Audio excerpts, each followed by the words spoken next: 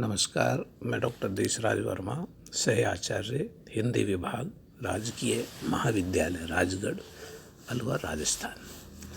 प्रिय विद्यार्थियों, बीए प्रथम वर्ष के प्रथम प्रश्न पत्र में महाकवि तुलसी की विनय पत्रिका के कुछ पद आपके पाठ्यक्रम में लगाए गए हैं। उन्हीं का आज हम अध्ययन कर रहे हैं, उनकी व्याख्या कर रहे हैं। इससे पहले वाली ऑनलाइन कक्षा में हमने तुलसी की काव्य दर्शन, उनके काव्य वैभव के बारे में संक्षिप्त चर्चा की। आज हम विनय पत्रिका, जो उनकी महत्वपूर्ण एक भक्ति ग्रंथ है या भक्ति का काव्य संचय है, इसमें विभिन्न पदों के माध्यम से तुलसी भगवान राम, जो कि उनके आराध्य देव हैं, उनके प्रति श्रद्धा निवेदित करते हैं, उनकी महानता में विश्वास करते हैं और प्रकारांतर से अपनी तुच्छता को, अपनी लघुता को प्रकट करके स्वयं के उद्धार की कामना करते हैं। ये विनय की पाती है। बड़े ही दीनहीन और बड़े विनम्र भाव से, दास्य भाव से भगवान को भक्त अपने आप को निवेदित कर देता है और उसका उद्देश्य भी यही है कि अपने जो आराध्य देव है उसकी विराट महानता और उसके व्यापक एक तरह से स्वामित्व या उसका जो स्वामी भाव है उसके प्रति निवेदन का भाव और स्वयं के कल्याण की कामना इनमें हम देख सकते हैं। पहले पद में हम देखते हैं, यह पद जो माता सीता को निवेदित किया गया है, क्योंकि जो तुलसी हैं वो भगवान राम के सामने या उनके समक्ष सीधा प्रस्तुत नहीं हो पा रही हैं। उनके अंदर संकोच है कि राम का जो एक स्वरूप है, उनका जो विराट व्यक्तित्व है, उसके सामने या उस सूर्य के सामने तुलसी अपने आप को प्रस्तुत करने में संकोच करते हैं। ये कहें कि तुलसी अपने अंदर हीनता की भाव की बात महसूस करते हैं कि मैं पापी हूँ, अधमी हूँ, मैं उस पूर्ण पुरुष के समक्ष कैसे प्रस्तुत हूँ। इसलिए वो जो सीता हैं, माता सीता, उनके माध्यम से अपने जो विनय की पत्रिका है, अपना जो निवेदन है, वो भगवान राम तक प्रेषित करते हैं, भिजवाते हैं। कहते हैं कि कबहुक अम्ब अवसर पाई। अम्ब मानी माता, अम्बे, हे माता, वह अवसर मैं कब प्राप्त करूँगा? मेरी सुधि धाई, आप मेरी तरफ भी थोड़ी सी सुध कीजिए, या मेरी कब सुधि होगी जो मैं आपकी तरफ और भगवान राम की तरफ अपने चित्त को मोड़ पाऊँ। उसके दोनों अर्थों में हम इसको देख सकते हैं। कछु करुणा कथा चलाई, आप कुछ करुण कथा चलाइए, मेरे बारे में भी थोड़ा सा भगवान राम के समक्ष मेरे उद्धार की, मेरे कल्याण की चर्चा कीजिए। और ये मेरी तो जो कथा है, करुण कथा है, क्योंकि भक्त अपने आप को बड़े विनीत भाव से, विनम्र भाव से अपनी गलतियों को स्वीकार करता है। आत्मालोचन और आत्मावलोकन करते हुए अपने आप को अपने आराध्य के समक्ष प्रस्तुत करना चाहते हैं। दीन, कहते हैं कि मैं दीन हूँ, सब अंगहीन, दीनहीन, एक तरह से लुंज पुंज हूँ, क्षीण हूँ, कमज़ोर हूँ, मलिन हूँ, गंदा हूँ, अघी हूँ, पापी हूँ, अघाई, इन सब से मैं भरा। अघाई माने तृप्त होना, लेकिन क्या कहते हैं, मैं सब प्रकार की बुराइयाँ, कमजोरियों से भरा हुआ हूँ, उनसे परिपूर्ण हूँ। मतलब कोई भी बुराई मेरे से बाहर नहीं है। मतलब अपनी गलतियों को स्वीकार करते हैं। ये बहुत बड़ा संदर्भ है कि जब व्यक्ति अपनी कमियों को, गलतियों को स्वीकार करता है, रियलाइज़ करने लगता है, तब उसके समाधान की जो संभावना है 100% बन जाती है। लेकिन लोग तो अपनी गलती स्वीकार नहीं करते हैं। और भक्ति मार्ग में देखिए कि भक्त अपनी गलतियों को सहर्ष स्वीकार करता है। आगे कहते हैं, नाम ले भरे उदर एक प्रभु, दासी दास कहाई। वो कहते हैं कि हे माता सीता, मैंने तो प्रभु राम के नाम का उपयोग करके, इस्तेमाल करके अब तक अपना पेट ही भरा है। मैंने अपने कल्याण की, अपने उद्धार के लिए कोई ठोस कार्य या भक्ति भाव अब तक नहीं रखा है। एक प्रभु दासी दास का ही, मैं तो दासन दास कहा करके केवल मैंने भगवान राम का दास, अनुदास बनकर केवल पेट भरने का काम किया है। मैंने कोई मोक्ष मुक्ति का कार्य अभी तक नहीं किया। अर्थात वो प्रकारांतर से तुलसी कहना चाहते हैं कि माता सीता, आप मेरे उद्धार के लिए, मेरे कल्याण के लिए भगवान राम से मेरी बात को पहुंचा दीजिए उन तक। आगे कहते हैं कि बूझी हैं सोहे कौन कही बे नाम दशा जनाई। कहते हैं तुलसी प्रश्न मूलक शैली में, संवाद शैली में कहते हैं कि बूझही, कौन है वो, इस प्रश्न मूलक शैली में कहते हैं कि जिसके नाम मात्र से ही वो दशा, परम दशा को लोग प्राप्त हो जाते हैं, भक्त प्राप्त हो जाता है। सुनत राम कृपालु मेरी बिगड़िए बनी जाए। अब तुलसी कहते हैं सुना है कि भगवान राम जो कि कृपालु हैं, उनके नाम के स्मरण मात्र से मेरी बिगड़ी बन जाएगी, मेरे सारे बिगड़े हुए काम संवर जाएंगे। जान की जग जननी जन की किए वचन सहाई। वो कहते हैं कि हे जानकी, जो आप जगत जननी हैं, सारे संसार की माता हैं, और जन की किए वचन सहाई, और जन कल्याण के लिए, आम जन के भले के लिए आपके वचन भी हमारे निमित्त, हमारे लिए सहायक होते हैं। आप जैसे ही थोड़ा सा जिक्र भगवान राम के समक्ष कर देती हैं तो हमारा उद्धार होता है, हमारी अर्जी वहाँ तक, हमारी जो विनय की पाती है वहाँ तक पहुँच जाती है। तरे तुलसीदास भव तव नाथ गुणन गाई। हे माता सीता, तुलसीदास ये कहते हैं कि तव नाथ, तुम्हारे स्वामी भगवान राम के गुणों के गाने से, तुलसी कहते हैं कि मैं निश्चित रूप से मैं तर जाऊंगा, या लोग तरते रहे हैं तो मैं भी भगवान आपके आराध्य देव, आपके जो नाथ हैं, स्वामी हैं, उनके नाम, राम नाम के माध्यम से, उनके गुणों का गायन करने से मैं भी तर जाऊंगा, मेरा भी उद्धार हो जाएगा। आप देखिए विनय पत्रिका के अंदर जो अवधि के साथ साथ ब्रज का पुट अधिक हमें दिखाई देता है। और कुछ विद्वान तो ये भी कहते हैं कि तुलसी ने जो विनय पत्रिका लिखा है, या वो ब्रज भाषा में लिखा है। लेकिन हम यूँ कह सकते हैं कि ब्रज भाषा का पुट अधिक है, और या अवधि और ब्रज दोनों की द्वाभा, दोनों का संयुक्त रूप, जिसमें से ब्रज का रंग अधिक चटक है, वो हमें विनय पत्रिका में दिखाई देता है। और इसको विनय पत्रिका की लोकप्रियता इतनी है कि इसको लोक जीवन के का कंठहार भी कहा जाता है। आम जुबान पर तुलसी के पद, उनके भक्ति भावना लोगों के जबान पर रची बसी हुई है। बहुत उनकी लोकप्रियता का अगर कोई आधार है तो रामचरितमानस और विनय पत्रिका ही है। रामचरितमानस के बाद में विनय पत्रिका का नाम ही आता है। अगले पद में देखिए, अब लो नसानी अब न नसे हों।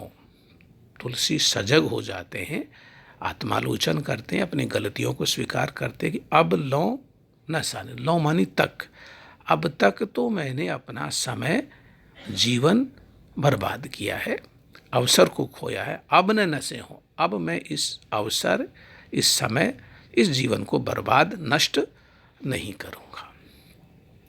राम कृपा भव निशा सिरानी, जागे फिर न डसे हो। वो कहते हैं कि भगवान राम की कृपा से भव निशा, संसार रूपी जो निशा है, या संसार की जो अज्ञान की जो रात्रि है, ये मेरे जीवन की अज्ञान की रात्रि अब समाप्त हो गई है, नष्ट हो गई है। जागे फिर न डसे, अब मैं जग गया हूँ, अब मैं फिर इस जो अज्ञान की रात है इसमें नहीं फंसूंगा, या अज्ञान की रात मुझे परेशान नहीं करेगी, मुझे नहीं डस पाएगी। क्योंकि तुलसी सजग हो गए हैं, चैतन्य हो गए हैं, और माया जनित विकारों से मुक्त होने का प्रयास करने लगे, उसको समझने लगे। पायो नाम चारु चिंतामणि उर कर तेन खसे हों। तुलसी बड़ी बात कहते हैं। चारु चिंतामणि, कहते हैं कि चिंतामणि एक ऐसा ही मणि होती है जो हमारी सारी चिंताओं का हरण करती है और मनोवांछित फल की को प्रदान करती है। वो कहते हैं कि पायो नाम, चारु मानी सुंदर, मैंने भगवान राम के नाम रूपी चिंतामणि जो कि बहुत सुंदर है उसको प्राप्त कर लिया है। अब उर कर तेन खसे हो, उर माने हृदय और कर माने हाथ। अब मैंने राम नाम रूपी चिंतामणि को हृदय में अच्छी तरह से बसा लिया है, हाथ से पकड़कर अपने हृदय में उसको स्थापित कर लिया है। अब मैं उसको बिल्कुल मेरे हाथ से खिसक करके चिंतामणि दूर नहीं जा पाएगी। राम नाम अब मुझसे दूर, मेरे जिह्वा से, मेरे हृदय से, मेरे हाथ से अब ये दूर नहीं जा पाएगा। अर्थात मैंने कस करके इसको पकड़ लिया है। श्याम रूप सुचि रुचिर कसौटी चित्त कंचन ही कसे हूँ। अब तुलसी कहते हैं कि अब तक तो मैं फिसलता रहा, बहुत सारी अवगुणों में संलिप्त रहा, लेकिन अब मैं अपने भगवान राम के श्यामल रूप रूपी कसौटी पर अपने चित्त रूपी कंचन माने सोने को कसता रहूँगा। जैसे सोने की शुद्धता नापने के लिए उसको कसौटी पर कसा जाता है। कहते हैं कि कसौटी काले रंग का पत्थर होता है, उस पर अगर सोने की एक लकीर खींची जाए और सोने को उस पर रगड़ा जाए तो एक लकीर उभर करके आती है, पीली लकीर। तो तुलसी कहते हैं कि भगवान राम श्यामल स्वरूप के हैं, श्यामल शरीर के हैं। तो श्यामल भगवान राम के श्यामल शरीर रूपी कसौटी पर अपने चित्त रूपी या कंचन रूपी जो चित्त है उसको कस करके, अर्थात मैं पवित्र हूँ या नहीं हूँ, शुद्ध हूँ या नहीं, मैं कसता रहूँगा। अर्थात मुझे विकल्प, मुझे परखने का एक साधन और साध्य दोनों मिल चुके हैं। परवश जान हंसो इन इंद्र निज बस वहन हंसे हो। कहते हैं कि अब तक तो मैं परवश होकर के इन इंद्रियों के रस में उलझता रहा, इनके इंद्रिय सुख में मैं संलिप्त रहा, उलझा रहा। निज बस वहन हंसे हो, इन्हीं के वशीभूत होकर मैं हंसता रहा, प्रसन्न होता रहा, इंद्रियों के सुख को भोगता रहा। लेकिन अब मैं इस इंद्रिय सुख के वश में नहीं, बल्कि इंद्रियां अब मेरे वश में हो गई हैं। मैं इंद्रियों पर विजय प्राप्त, मैं जिनेंद्र हो जाऊंगा, हो रहा हूँ। मन मधुकर पन की तुलसी रघुपति पद कमल बसे हो। तुलसी कहते हैं कि जिस तरह से भंवरा कमल पर जाकर के बैठता है, उस पर सम्मोहित होता है, मुग्ध रहता है, इसी तरह से तुलसी कहते हैं कि मेरा जो मन मधुकर है, जो मेरा मन रूपी भंवरा है, उसे अब मैं भगवान राम रघुपति पद, भगवान राम के कमल कोमल जो चरण हैं उन पर मेरे मन मधुकर को एक तरह से लगा दूंगा। मेरा मन मधुकर उसी पर मुग्ध होगा। अब इस चरण कमल रूपी कुछ चरण रूपी कमलों को छोड़ करके मेरा मन मधुकर अब अन्य किसी सांसारिक सुख या वैभव पर नहीं जाएगा या उस पर जाकर नहीं बैठेगा, केवल भगवान राम के चरण कमलों पर ही जाकर के उनमें ही रस प्राप्त करेगा और अन्यत्र वो अब नहीं जाएगा। मतलब एकनिष्ठ भाव, तुलसी भगवान राम के प्रति अपने एकनिष्ठ भाव को यहाँ पर चित्रित करते हैं। एक पद और देखते हैं कि माधव मोह फांस न क्यों टूटे। हे माधव, अब यह माधव शब्द भी भगवान राम के लिए ही प्रयुक्त हुआ है कि ये मोह की फांस अब क्यों नहीं टूट पाती है। अर्थात ये जो एक बंधन है, एक जकड़न है, एक जो बहुत लगाव है, ये टूट क्यों नहीं पाता। माया मुझे इतना क्यों आकृष्ट करती रखा है। बाहर कोटि उपाय करिए अभ्यंतर ग्रंथि न छूटे। बाहर से मैं लाखों करोड़ों प्रयास करता हूँ माया को छोड़ने का, लोग देखते भी हैं, सराहना भी करते हैं, लेकिन अंदर से मन की जो वृत्ति है, मन के भीतर जो ग्रंथि, लोभ और लालच की ग्रंथि है, इसका परिहार क्यों नहीं होता, ये क्यों नहीं छूटती है? तुलसी आत्मालोचन करते हैं, आत्मावलोकन करते हैं, ये बड़ा संदर्भ है। तुलसी किसी सांसारिक मठ मठाधीश आश्रम बनाने की बात नहीं करते हैं, तुलसी स्वयं के उद्धार की बात करते हैं। जैसे कि कबीर ने कहा है कि भक्त लीन हरिचरण में भेष जगत की आस। तो यहाँ तुलसी वही भक्त लीन हरिचरण वाली बात है कि तुलसी अपने मन को, अपने आप को भगवान के चरण कमलों में निवेदित करते हैं, कोई बाहरी आशा नहीं रखना चाहती। आत्मालोकन का स्वर, आत्मालोचन का जो स्वर है, ये इन भक्तों की एक अनूठी विशेषता है जो आज के तथाकथित भक्तों से उन्हें पृथक करती है, उन्हें एक विशिष्ट स्थान देती है, एक ऊंचा दर्जा प्रदान करती है। घृत पूरन करहा अंतर्गत शशि प्रतिबिंब दिखावे, ईंधन अनल लगाए कल्पसत ओटत नासन पावे। तुलसी कहते हैं घृत पूरण करहा, एक बहुत बड़ा कढ़ा, जो कि घी से, घृत कहते हैं घी को, घी से भरे हुए एक बहुत बड़े कढ़ा जो कि हमारा हृदय है। इसमें बहुत विषय वासनाओं से लबालब हमारा हृदय भरा हुआ है। शशि प्रतिबिंब, इस पर हम भगवान राम के या भक्ति का प्रतिबिंब इस हृदय में, इस जो हृदय रूपी जो कढ़ा है जो कि घृत से भरा हुआ, इसको मैं दिखाते हैं। ईंधन अनल लगाए, अगर हम इसमें कितना ही विषय वासनाओं का ईंधन, अनल इच्छाएं, या अनल कहते हैं आग, विषय वासनाओं की आग लगाकर इसको कल्पशत, करोड़ों करोड़ों कल्पों तक इसे जलाते रहें, गर्म करते रहें, ओटत नाश न पावे, तो भी हम कितना भी गर्म करें, कढ़ा नीचे रखा, उसके नीचे आप आग जला दीजिए, उसका चंद्रमा का प्रतिबिंब उस कढ़ा में है, लेकिन कढ़ा ही तो गर्म होगा, चंद्रमा कभी गर्म नहीं हो, चंद्रमा की शीतलता कभी खत्म नहीं होगी। इसी तरह से हम भले ही लोग दिखावे के लिए कितना ही बाहरी प्रयत्न करते रहे, लेकिन जब तक हृदय में भगवान राम के प्रति एक निष्ठा का भाव, एक आश्वासन और आश्वस्ति का भाव हमारे हृदय में नहीं होगा, तब तक ये विषय वासनाएं नष्ट होने वाली नहीं है। या यूँ कहें कि विषय वासनाओं से भरा हुआ हमारा हृदय कढ़ा की तरह है जो घी से भरा हुआ है, उसके नीचे हमने विषय वासनाओं की आग लगा रखी है।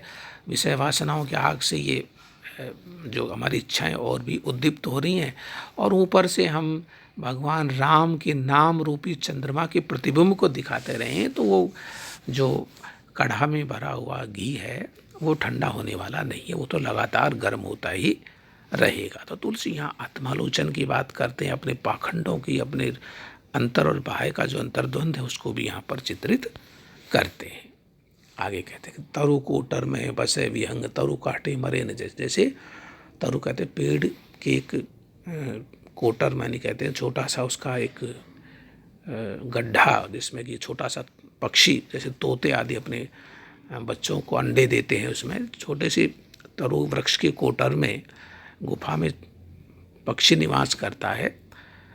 और अगर हम उस पेड़ को की डालियों को काटें तो पेड़ की डालियों को काटने से पक्षी वो विहग नहीं मरता है, बल्कि वो तो वैसे ही जिंदा रहता है। साधन करिए विचार विहीन मन शुद्ध हो नहीं जाए। जैसे हम बिना चित्त में विचार किए, अपने मन को बिना समझाए बाहरी प्रयत्न करते रहें, साधनाएं करते रहें, तो हमारा मन शुद्ध होने वाला नहीं है। हमारे मन के अंदर विचार के स्तर पर, मन के स्तर पर हमें शुद्ध होने की आवश्यकता है, तभी हमारा ये जीवन सफल होगा, भक्ति मार्ग पर अग्रसर हो सकेंगे। केवल तुलसी कहना चाह रहे हैं कि हम शरीर को या हठ योग के माध्यम से कष्ट देते रहें, साधना के नाम पर शरीर को कष्ट देते रहें, तो शरीर को कष्ट देने से हमारे मन, हमारा मनस, चित्त, बुद्धि में कोई शुद्धि होने वाली नहीं है। जबकि हम मन के अंदर ही हमारे विकारों को दूर नहीं करेंगे, तब तक हम उस भक्ति पथ पर अग्रसर नहीं हो पाएंगे। अंतर मलिन, अंतर तो मलिन है, गंदा है, कलुष से भरा हुआ है। विषय मन अति, मन में विषय वासनाएं अत्यधिक जोर मार रही हैं। तन पावन करिए पखारे, और बाहर से हम शरीर को धोते हैं, स्नान करते हैं, प्रक्षालन करते हैं, तो उससे शरीर को धोने से हमारे मन के विकार नहीं मिटेंगे। मरई न उरग, उरग कहते हैं सर्प को, अनेक जतन वल्मीक विधि विविध विधि मारे। जैसे हम वल्मीक कहते हैं कि बिल, सांप की जो बांबी है, उस बांबी को आप कितना ही पीटते रहें, कूटते रहें, लेकिन उसमें सांप बांबी को कूटने से सर्प नहीं मरता है। सर्प को मारने के लिए तो हमें अलग ही प्रयत्न करना पड़ेगा, बांबी कूटने से कोई लाभ नहीं। अर्थात शरीर को दुख देने से, इसको कूटने से, इसको नाना प्रकार की साधनाओं में खपाने से हमारा जो मन के विकार या मन रूपी जो उर्ग है, सर्प है, वो मरने वाला नहीं है। मन को प्रबोधित करने के लिए हमें अलग ही तरह के एक समझदारी हमें लानी होगी। तुलसीदास हरि गुरु बिर, गुरु करुणा बिन विमल विवेक न हुई। अब तुलसी कहते हैं कि ये चित्त कैसे पवित्र होगा, तो हरि भगवान की कृपा से, और भगवान की कृपा हो, गुरु की करुणा बरसे, तब हमारा चित्त विमल विवेक न हुई। इनके बगैर अगर गुरु की और हरि की कृपा न हो तो हमारा मन कभी भी पवित्र विमल नहीं हो सकता। बिनु विवेक संसार घोर। अब तुलसी कहते हैं कि बिना विवेक के, भक्ति से विवेक जन्मेगा, और विवेक के बिना ये संसार जो कि घोर निधि है, बहुत गहरा सागर है, बिना विवेक की नाव के बिना इस संसार को कोई भी पार नहीं पा सकता। अब आप देखिए तुलसी यहाँ पर भक्ति के परिणाम स्वरूप विवेक की बात करते हैं कि भक्ति से विवेक जन्मता है, विवेक से एक समझ पैदा होती है, समझ से हम संसार रूपी सागर को पार करते हैं। तो अब यहाँ देखिए तुलसी प्रकारांतर से यहाँ पर विवेक की बात, प्रकारांतर से ज्ञान की बात करते हैं। अब कई बार हम कहते हैं कि निर्गुण और सगुण का जो तत्कालीन समय में भी जो एक विवाद था, एक वाद वितंडावाद फैला हुआ था, तुलसी इन सब का समाहार यहाँ पर प्रकारांतर से करते जान पड़ते हैं कि भक्ति मार्ग अपनी जगह श्रेष्ठ है, सगुण मार्ग अपनी जगह श्रेष्ठ है, निर्गुण मार्ग अपनी जगह, भक्ति तत्व अपनी जगह स्थान रखता है, और ज्ञान तत्व भी अपनी जगह एक विशिष्ट स्थान रखता है। केवल अवस्था का भेद है। इस पद को पढ़ने पर हमें रह रह करके कबीर याद आते हैं कि बांबी कूटे बावरा सर्प ने मारा जाए, मूरख बांबी ना डसे सर्प सबन को खाई। इस तरह से हम जितना इस विषय पर सोचते हैं तो हमें तत्कालीन जो भक्ति भावना, तत्कालीन समय की परिस्थितियाँ और विभिन्न भक्ति मार्गों के बारे में समझने के नए क्षितिज खुलते हैं, नए झरोखे खुलते हैं। इसलिए हमें इन विषयों को वर्तमान से जोड़ करके तत्कालीन परिस्थितियों और वर्तमान में उनकी प्रासंगिकता को ध्यान में रखकर इन पदों का अध्ययन करना चाहिए। धन्यवाद।